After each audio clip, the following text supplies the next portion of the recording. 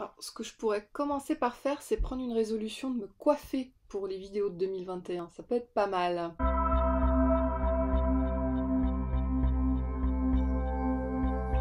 Coucou, salut tout le monde, salut la compagnie. Je vous retrouve aujourd'hui pour une vidéo bilan 2020 et objectif 2021 pour moi, pour ma chaîne Livre et Sac à dos, puisque ma chaîne, c'est moi. Je vous retrouve pour cette année 2021 qui, j'espère pour vous, sera une très belle et une très heureuse année. Je vous souhaite vraiment le meilleur pour que tous vos objectifs soient fixés, pour que vous sachiez où vous allez et pour que vous puissiez y aller avec tout le succès que vous méritez, tout ce qu'il y a de meilleur, y compris de très très bonnes lectures. Avant de commencer à vous parler de mes objectifs pour 2021, je voulais faire un petit bilan sur l'année 2020. Alors globalement pour moi, l'année 2020, ça a été plutôt une très bonne année sur le plan personnel. Ça a été une année où j'ai fait de très belles rencontres, de très belles lectures.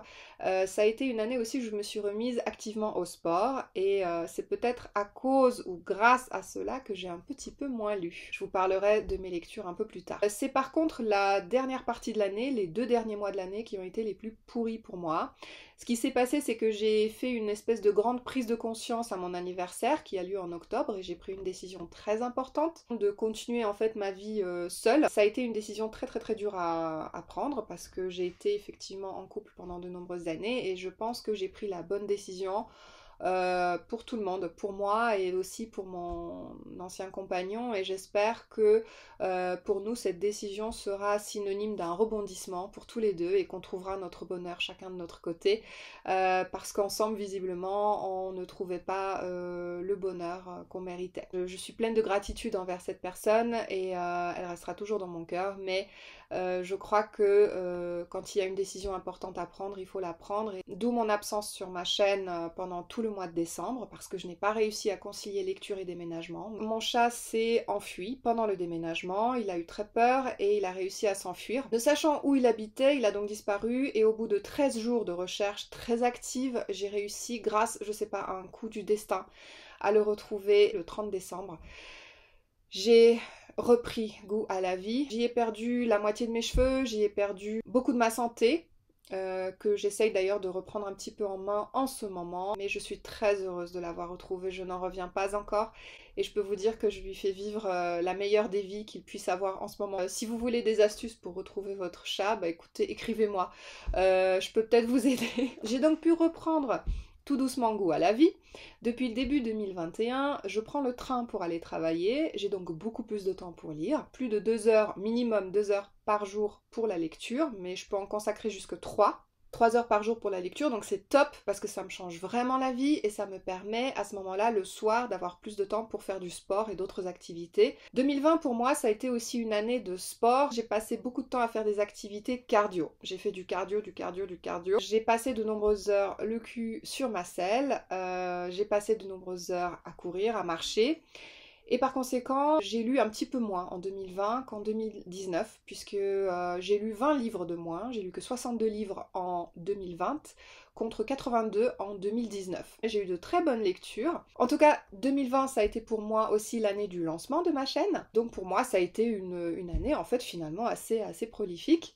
Alors maintenant que tout s'est un petit peu remis dans l'ordre dans ma vie, j'ai décidé donc en 2021 de prendre vraiment ma vie en main, sur beaucoup d'aspects. Le premier aspect, ce sera un aspect de développement personnel, donc un aspect où je vais essayer peut-être de faire une thérapie, je ne sais pas, pour savoir en fait où je vais, dans quelle direction je souhaite aller. Mes objectifs, ils sont clairs en matière de sport. J'ai tendance à donc me disperser, je fais du vélo, de la course à pied, de la natation.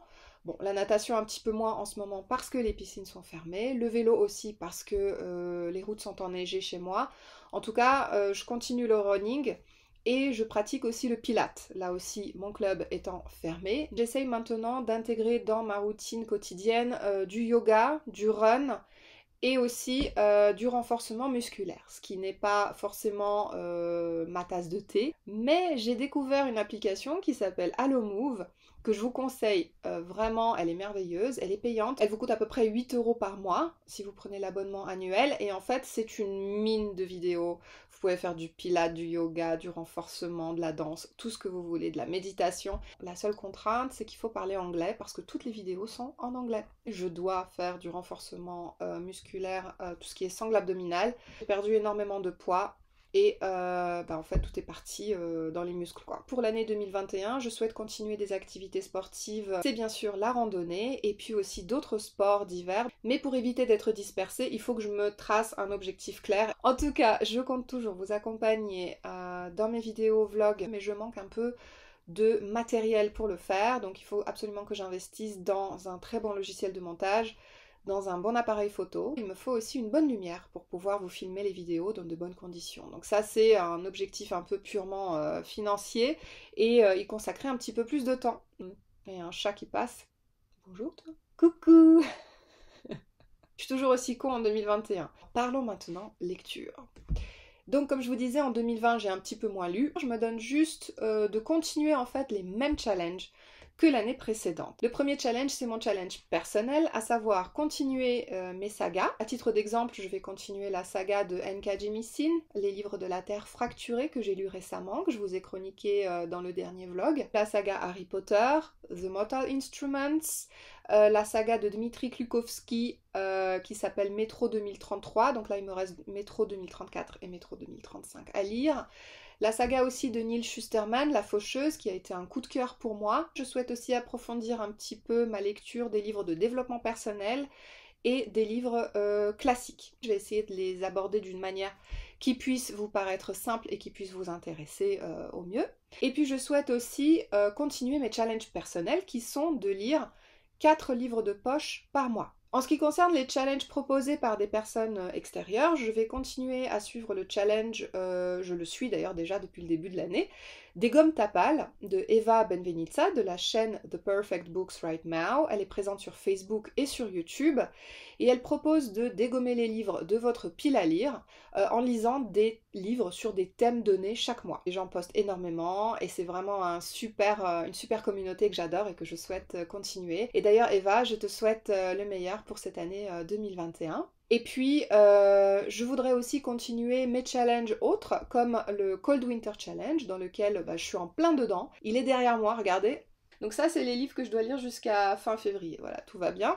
J'ai la foi. Et bien sûr, continuer d'autres challenges extérieurs proposés par des chaînes littéraires, telles que peut-être le Black November en novembre, ou encore le Pumpkin Autumn Challenge que je fais chaque année. Et pour clôturer cette vidéo, je voulais vous présenter une dernière petite chose. Il s'agit de 2 pochettes à livres de la boutique Etsy, Les Coutures Chic. Vous la retrouvez aussi sur Instagram si vous voulez voir des exemples de pochettes à livres.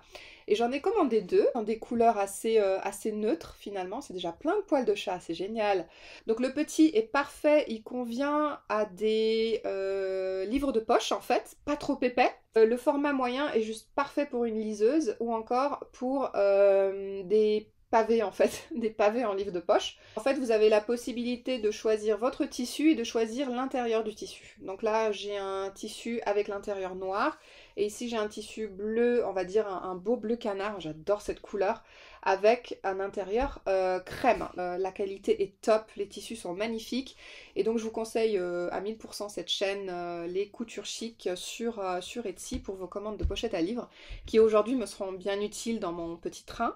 N'hésitez pas vous à me dire si vous avez fixé vous aussi des objectifs livresques pour l'année ou encore des choses que vous aviez envie de faire, que vous aviez envie d'atteindre et j'espère vraiment pouvoir échanger avec vous là-dessus. De mon côté, écoutez, je vous embrasse très fort. Je vous dis à bientôt dans une prochaine vidéo qui j'espère sera un point lecture. Gardez la foi, gardez le courage toujours. En tout cas, je vous embrasse et je vous dis à une prochaine vidéo. À bientôt. Ciao, ciao.